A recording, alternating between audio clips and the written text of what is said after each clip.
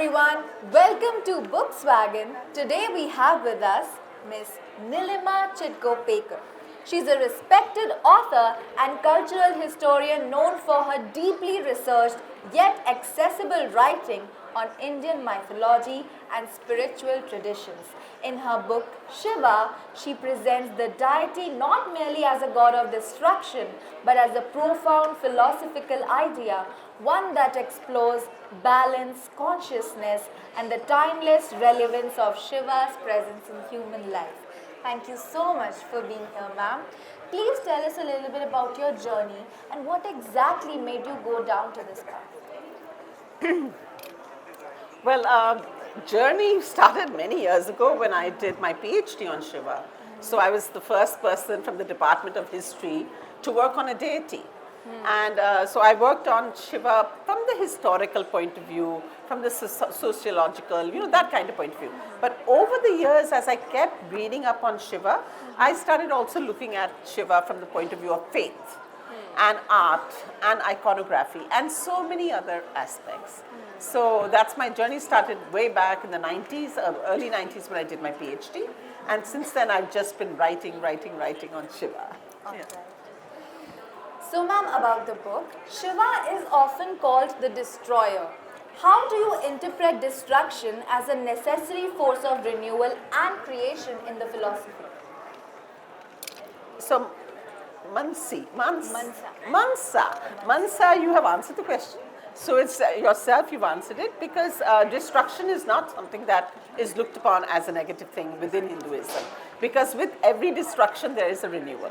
But in my books, I have talked about how Shiva actually should be called the savior, not the destroyer. Because time and again, he's the one who comes and saves the world.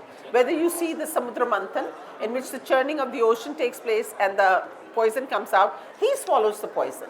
It's not Vishnu, it's not any other god. Nobody has the courage, nobody has the strength to swallow all that halahal, and that's when his throat becomes blue in color. But so he's more like a savior in the myths rather than a destroyer. And even if he's a destroyer, it's not such a bad thing, because we all have destruction in our lives and then we all come out renewed. And what do you think is the most misunderstood aspect of Shiva? Oh, that's a very good question. Misunderstood. I really respect people of faith. And I feel most of them don't misunderstand Shiva. The people who know Shiva love Shiva in his various forms. It's the people who will look at him and say, oh, he's the phallic god of the lingam, and what is this lingam? And people who don't understand, who don't read, who may be foreign, even within the country, foreign to Hinduism, foreign to the ideologies and the concepts, they are the people who misunderstand. I think it's mainly the lingam that is misunderstood. And also the fact that they think he's always intoxicated and he's always having hashish. And that's not the case when you read the scriptures. So these are the things that he's associated with. And he's only associated with violence. So that perturbs me that Shiva should be associated only with violence. All right. So, ma'am, before that, you also wrote a book on Shakti. Yes. Right? Yes. So, I have a question. It's a very personal question to me because I wanted to ask this as well. And I'm sure a lot of young people do.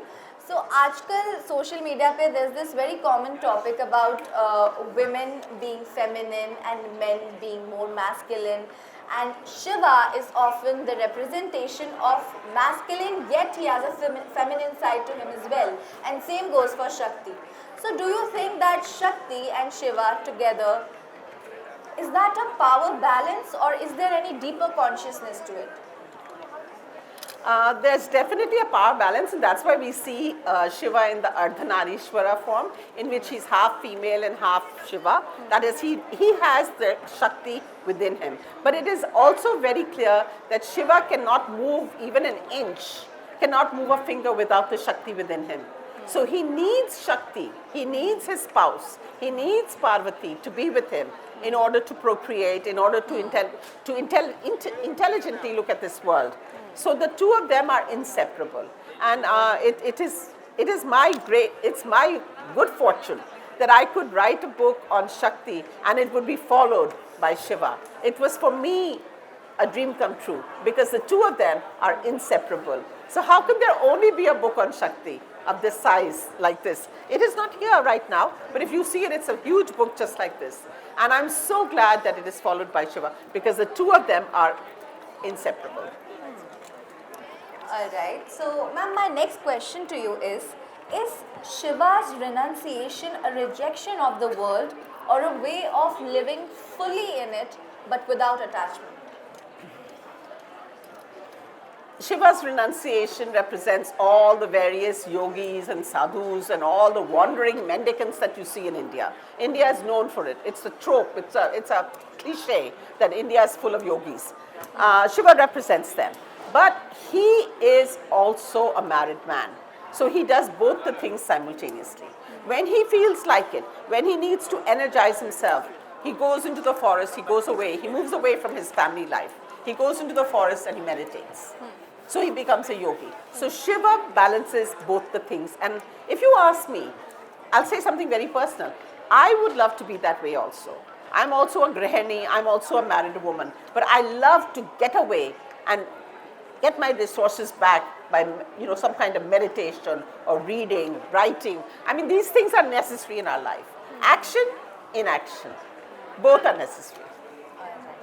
And in today's fast-paced world, what aspects of Shiva do you think we can learn from or can actually help the youngsters slow down a bit and be more patient? I don't know about patience. Patience sometimes is good. It's not always good. Some people say it's always good. I don't think so. But I think what you can learn from Shiva, definitely, you get a sense of empowerment. Because you see with what difficulties he himself is always grappling with.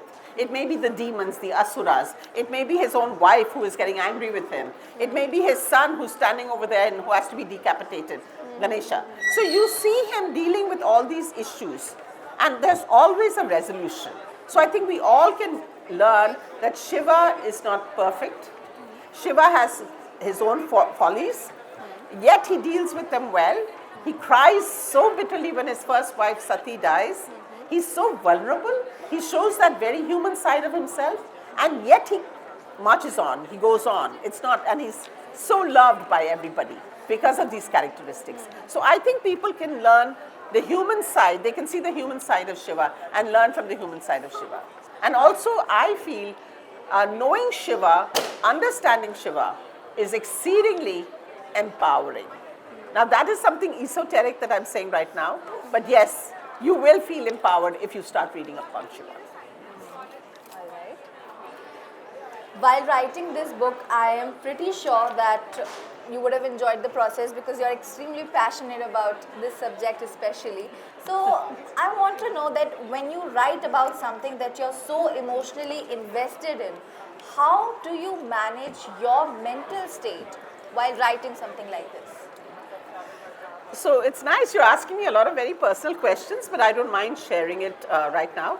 How I keep my mental state, so for 3 hours in the day, let's say in the morning time, I would be going through the Upanishads, through the Vedas, through the Purans, all the scriptures, study, and then I say, that's it.